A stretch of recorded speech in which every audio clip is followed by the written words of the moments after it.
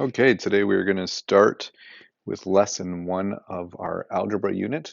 We're going to be leading into linear equations, but we do that with the refresh from grade 9 of collecting like terms and the distributive property.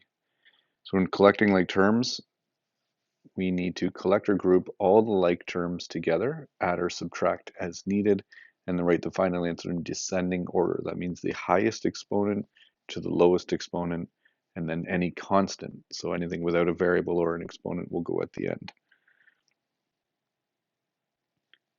So this first one here, we can see that we only have one like term, a b. So we're just going to simply add all the b's together. And remember, if there's just the letter b, that really means 1b.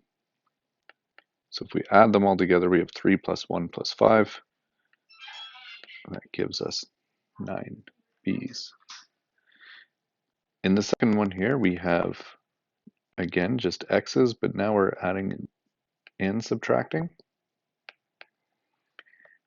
So we have 2 take away 4, which is negative 2. Negative 2 plus 10 is positive 8. And 8 minus 3 is 5. So there are 5 x's.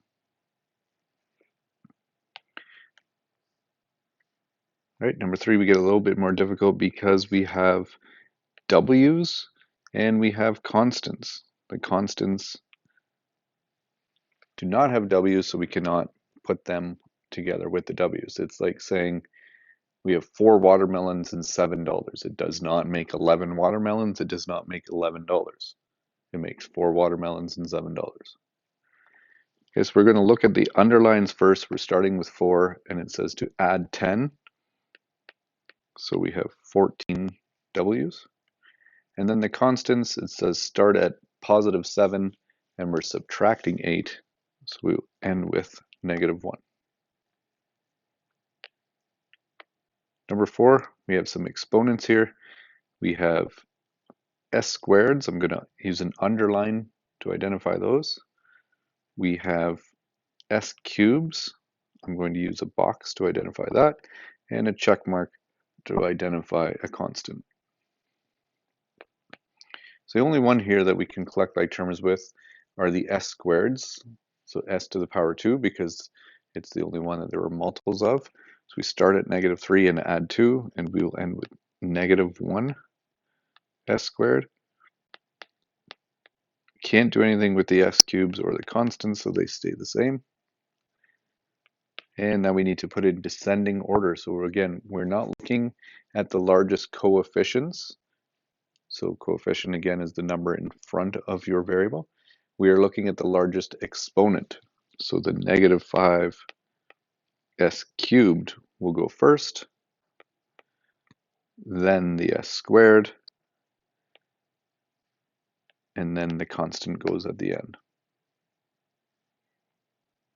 All right, and the last one, we have u's and t's. So we have 2 different like terms. So let's underline all the u's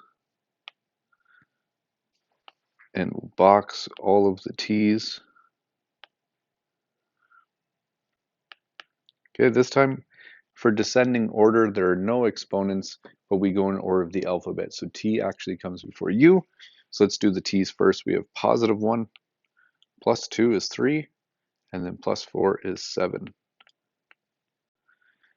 Then the u's, the underlines, we have negative 1, minus 2 is negative 3, minus 4 is negative 7. Okay, just like with w's and constants, we cannot put t's and u's together.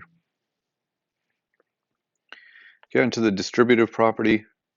This simplifies polynomials by eliminating brackets.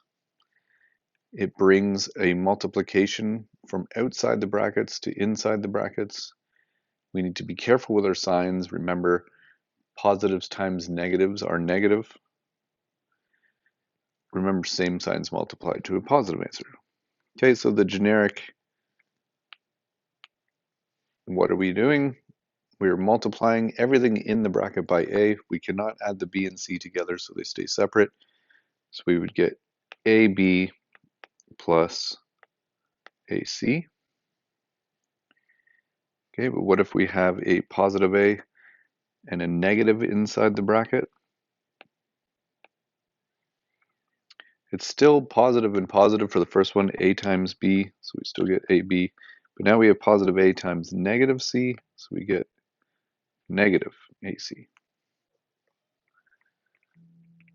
Okay, so we worked through these examples. This is a combination of distribution and collecting like terms.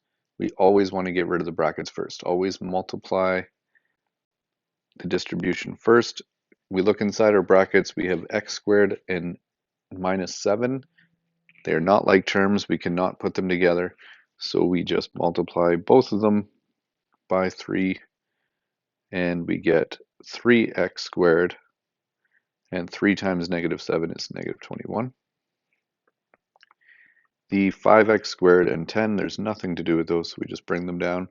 And now we can identify our like terms. We have x squareds, we have constants. So start with the x squareds. 3 plus 5 is 8, and negative 21 plus 10 is negative 11.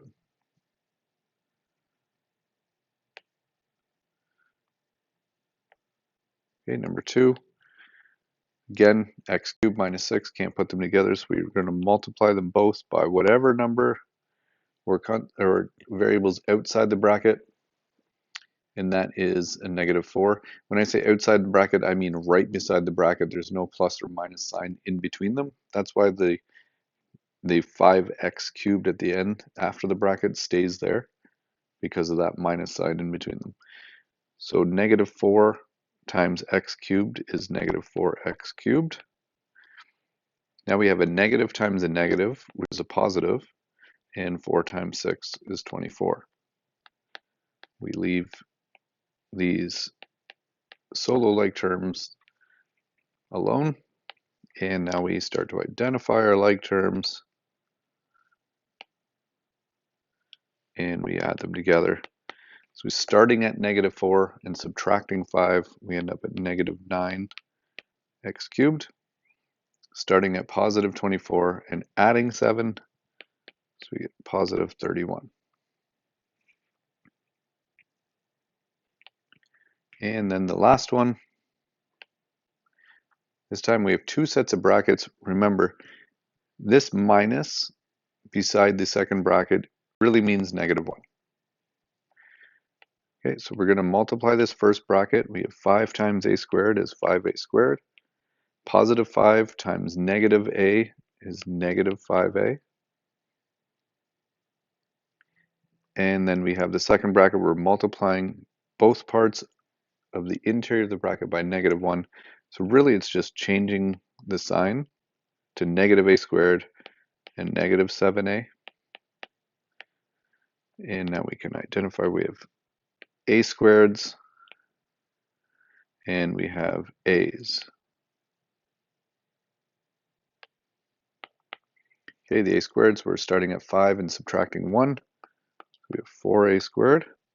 And the a's start at negative 5. Take away 7 is negative 12. Plus 3 is negative 9a. Okay, that's lesson 1 of algebra.